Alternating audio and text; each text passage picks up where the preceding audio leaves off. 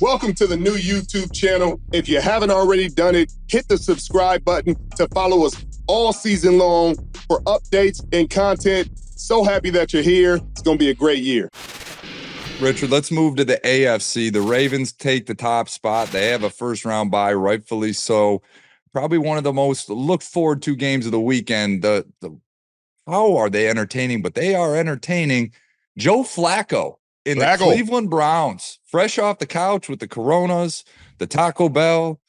They go on the road and they play against CJ Stroud, Nico Collins, and these Houston Texans. Richard, the Browns are favored by 2. Who do you like in this game?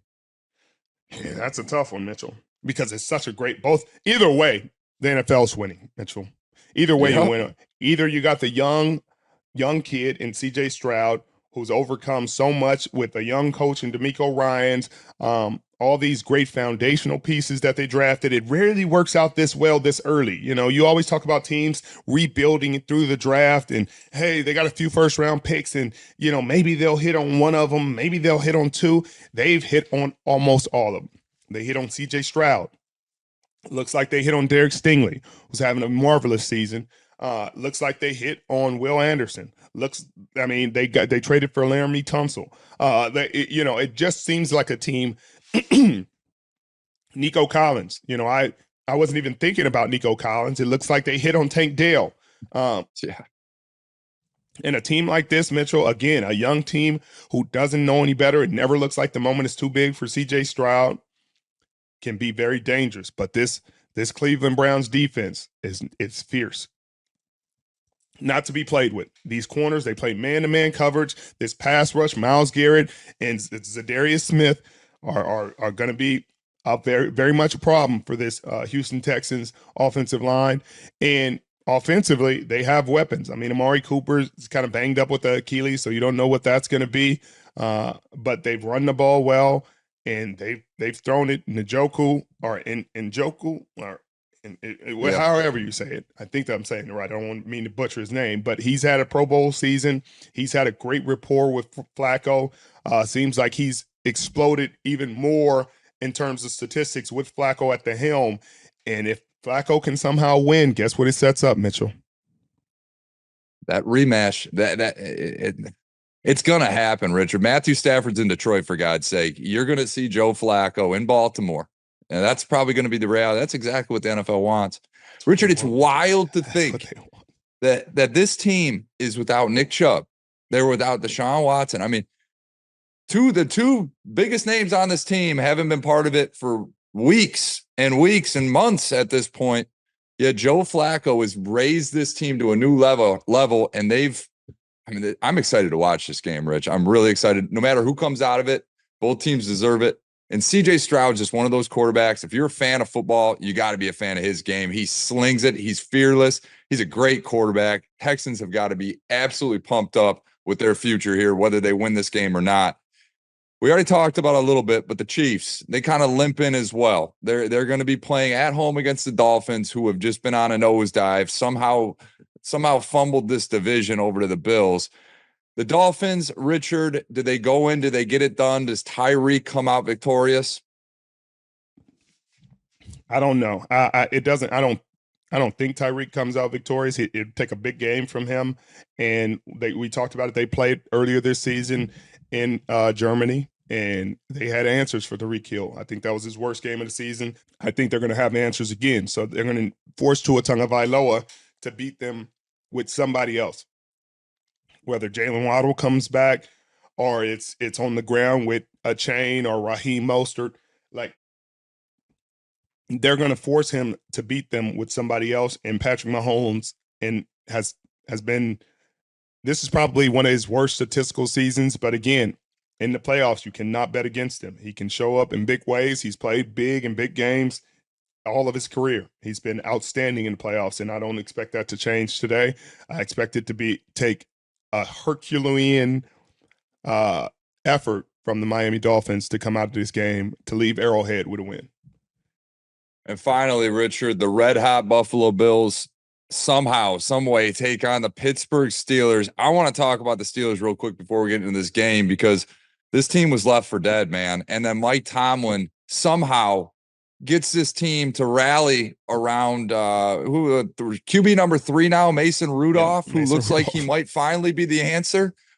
Richard, these Steelers have another winning record out of nowhere, and they're in a playoff game against the Bills. You can never count them out. They go into this game pretty sizable underdogs at 9.5 points.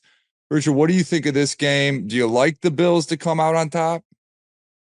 Yeah, Mitchell, I think Buffalo will win this game. I think Pittsburgh has had a fantastic season with all things considered. You know, if Kenny Pickett wasn't the answer, sadly, and then clearly Trubisky wasn't the answer, but Mike Tomlin still finds a way to win games. He finds a way to will his teams into position to be in the playoffs year after year after year after year, regardless of circumstances. With TJ Watt out, I just can't see them winning this game, even with TJ Watt fully healthy and in the fold.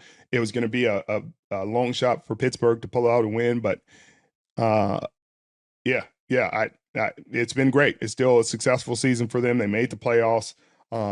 They need to find an answer at quarterback, but I think Josh Allen and the Buffalo Bills are too hot right now. They're in Buffalo. They're at home. They're tough to beat there.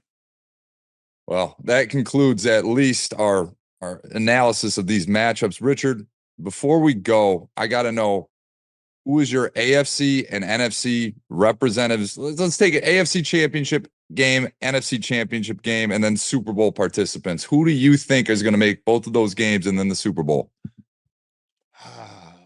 That's a great question, Mitchell. The Detroit Lions is an easy answer here, Richard. Detroit.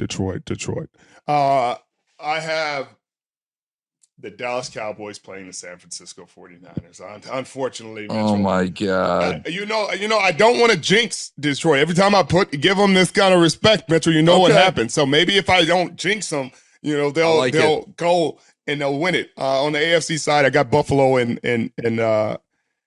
I don't know if they can beat Mahomes though. Because it's going to be Buffalo and Kansas City. I don't know if they can beat Mahomes though.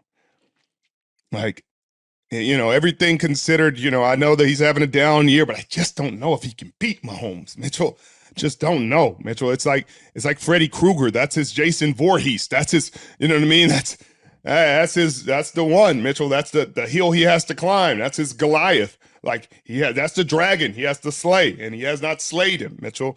Joe Burrow has slayed him, but yes, not Josh Allen. And they changed overtime rules because of what happened in that game. And not that Josh played bad. He played spectacularly, but he lost. Mitchell, Baltimore and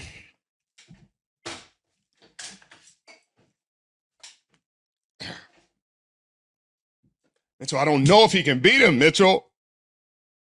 Baltimore and Kansas City. Mitchell, Baltimore and Kansas City. God. AFC Championship. Mitchell, I don't know if he can beat him. All right. Well, that takes us to the Super Bowl. Who you got? San Francisco 49ers, Mitchell. You know I got. I know that, but are they playing? Are they going to have a rematch against the Ravens again, or what? They're going to play Baltimore again. It's going to be a different ball game, but they got to find some answers for that Baltimore pass rush because they are not going anywhere. They are still going to be there and just as ferocious as they were. And again, you got to find answers for Lamar Jackson, which nobody has found as of yet.